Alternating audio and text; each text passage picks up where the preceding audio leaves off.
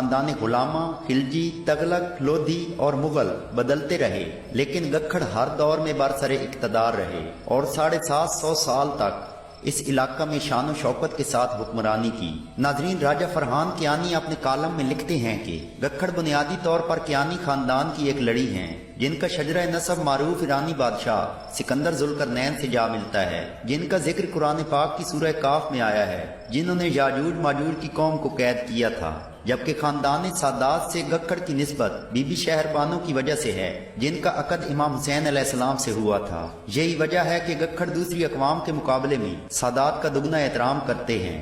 ناظرین، تاریخ بتاتی ہے کہ جب شیر شاہ سوری نے پوٹھوہار کے علاقہ میں قلعہ روہتاس کی بنیاد رکھی تو گکھڑ اس کی سب سے بڑی رکاوٹ بنے۔ اس وقت پوٹھوہار کا حاکم سارنگ خان گکھڑ تھا، جس نے اپنے علاقے سے ایک پتھر بھی نہ اٹھانے دیا۔ اس دوران شیر شاہ سوری کو شدید مزاحمت کا سامنا کرنا پڑا تو بالآخر شیر شاہ نے گکھڑوں سے اعلان جنگ کر دیا، اور اس جنگ کے دوران سارنگ خان گکھڑ اپنے 16 بیٹوں سمیت میدان جنگ میں شجاعت و بہادری کا مظاہرہ کرتے ہوئے اپنے علاقے پر قربان ہو گیا اور تاریخ کے اوراق میں اپنی مثال قائم کر کے ہمیشہ کے لیے زندگی حاصل کر گیا۔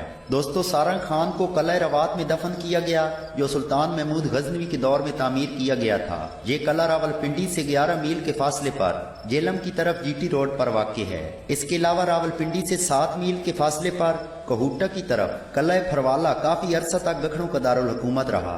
ناظرین، عظیم تاریخی پس منظر کی حامل قوم گکھڑ خطہ پوٹھوہار و پنجاب کے لیے سرمایہ افتخار ہے۔ جیلم، راولپنڈی اور اسلام آباد میں گکھڑوں کی واضح اکثریت سکونت پذیر ہے۔